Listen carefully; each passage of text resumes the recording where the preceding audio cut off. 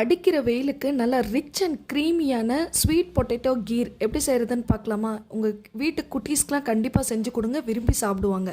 இதுக்கு நான் 1/4 கிலோ அளவுக்கு சக்கரவள்ளி கிழங்கு எடுத்திருக்கேன். அதை நல்லா கழுவிட்டு துருவி எடுத்து வச்சுக்கோங்க. இப்போ ஒரு பவுலில் 1/2 கப் தண்ணி சேர்த்துட்டு அது கூடவே 1 டீஸ்பூன் சப்ஜா விதை, 1 டீஸ்பூன் பாதாம் பிசின் பவுட்ரு, இது ரெண்டையும் நல்லா மிக்ஸ் பண்ணி 1/2 மணி நேரம் ஊற வச்சுருங்க.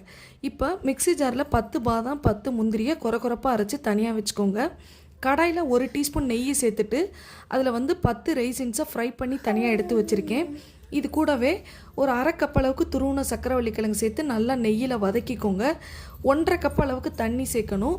தண்ணி சேர்த்ததுக்கப்புறமா நல்லா ஹை ஃப்ளேமில் இதை வேக விடுங்க. நல்லா வெந்ததுக்கப்புறமா இதில் 1 கப் அளவுக்கு பால், அது கூடவே 1 கப் அளவுக்கு மில்க் மேடு சேர்த்துருக்கேன். சேர்த்துட்டு ஒரு 5 நிமிஷம் நல்லா கொதிக்க விடுங்க. பால் ஓரளவுக்கு நல்லா திக்காகி வரும். அந்த டைமில் அடுப்பை லோ ஃப்ளேமில் மாற்றிட்டு நம்ம அரைச்சி வச்சுருக்கிற அந்த பாதாமை சேர்த்துக்கோங்க. சேர்த்துட்டு நல்லா கிளறி விட்டுட்டே இருக்கணும், இல்லைனா அடி பிடிக்க ஆரம்பிச்சிரும். பாதாமை சேர்த்துட்டு நல்லா ஒரு 2 நிமிஷம் கொதிக்க விடுங்க லோ ஃப்ளேமில் வச்சு. ஓரளவுக்கு திக்காகி வந்ததுக்கப்புறமா அடுப்பை ஆஃப் பண்ணிடுங்க. இது நல்லா ஆறுனதுக்கப்புறமா இதில் வறுத்து வச்சுருக்கிற ரெய்சின்ஸ், 1 டீஸ்பூன் வெனிலா எசன்ஸு, ஊற வச்சுருக்கிற சப்ஜா விதை எல்லாத்தையும் சேர்த்து நல்லா மிக்ஸ் பண்ணிவிட்டு ஃப்ரிட்ஜில் 1 மணி நேரம் வச்சு எடுத்து அதுக்கப்புறமா சர்வ் பண்ணுங்கள். நல்லா சில்லுன்னு டேஸ்டியான கீர் ரெடி.